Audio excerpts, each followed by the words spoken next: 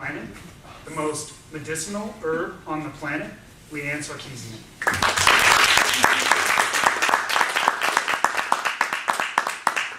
Fellow Toastmasters, I have a confession to make.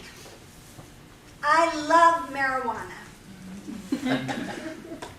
And the reason is, 4 years ago I was diagnosed with multiple sclerosis and I could barely walk. By the end of 2009, I couldn't walk. And I was in so much pain that I couldn't sleep through the night. My feet were like 1,000 bees were stinging it.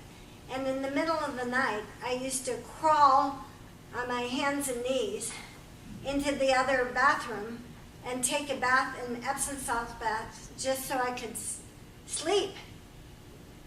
So I decided to not take any of the drugs and to heal myself holistically.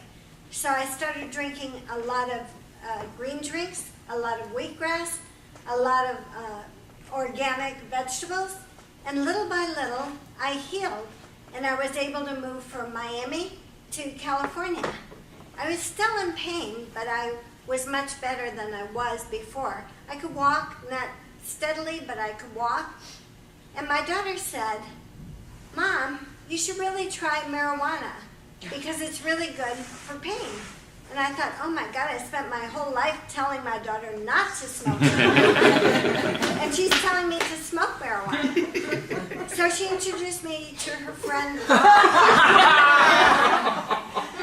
who is a dancer, and he is always in pain, and he was happy to help me. So he introduced me to a marijuana doctor in West Hollywood, and I told the doctor why I needed marijuana, that I had multiple sclerosis and I was in a lot of pain, and she said, "Oh, sure." So she wrote me a prescription. I have my certificate, I have my marijuana license. It's a better picture than my actual license.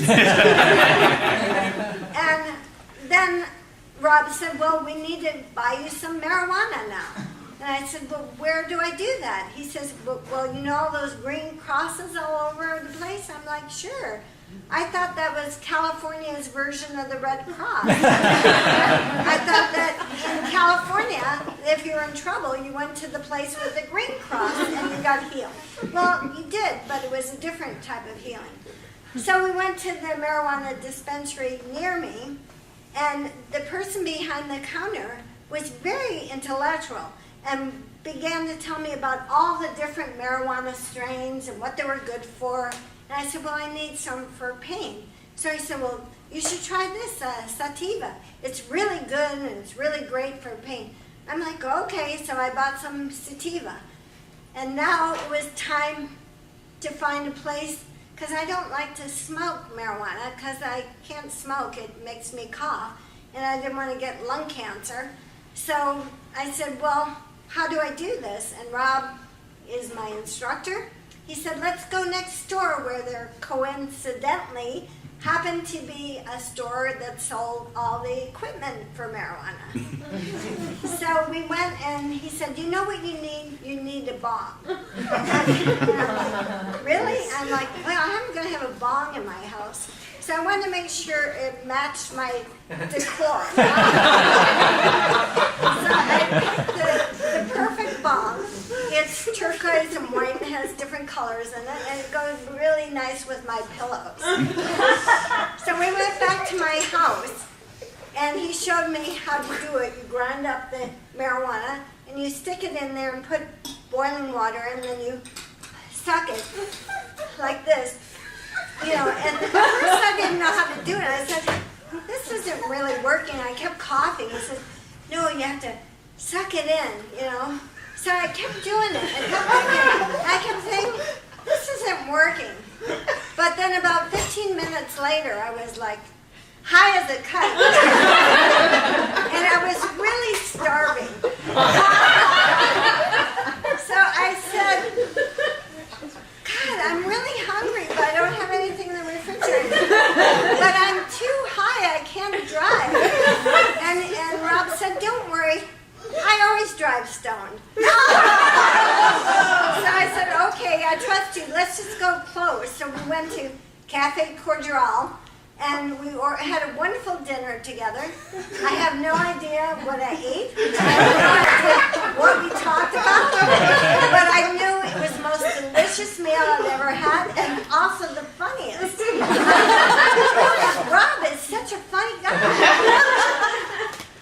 But then I started doing more research on marijuana, and I read about the man called Rick Simpson in Nova Scotia, who had read about a research study at the University of Virginia where they exposed all these rats that were full of cancer to marijuana. They thought it was going to get the rats worse, but all the tumors disappeared.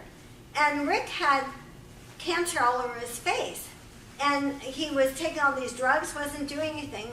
So he started making marijuana oil, and he started putting it on his face. Sure enough, all the cancer disappeared on his face. And then he went to church, and one of his friends was looking very sickly and like he was going to, pass out. And he said, "What's wrong?" He said, "Well, the doctor just gave me 6 months to live because I'm really sick. I had cancers throughout my body." And he said, "Well, do you want to try something?" So he gave him some of the marijuana oil, and sure enough, completely healed him. So Rick Simpson became the local doctor to go to if you were ill with cancer. And he started healing people left and right. Guess what? The authorities found out, and they closed him down and put him in jail. He eventually got out, but then he applied all over the world to find a country that would take him, that he could use marijuana to heal people of cancer. So now he lives in Croatia. Lucky Croatia. But I also read about a little girl, Charlotte, who had 10 different epileptic fits a day, every day, and she had tried all kinds of medications. She couldn't be cured, and so they put her on this particular type of marijuana. All the epileptic fits went away, and that's just two of the things that heal from marijuana. So I want to leave you by saying, let's legalize marijuana all over the country. It's the most medicinal plant on the planet. Thank you.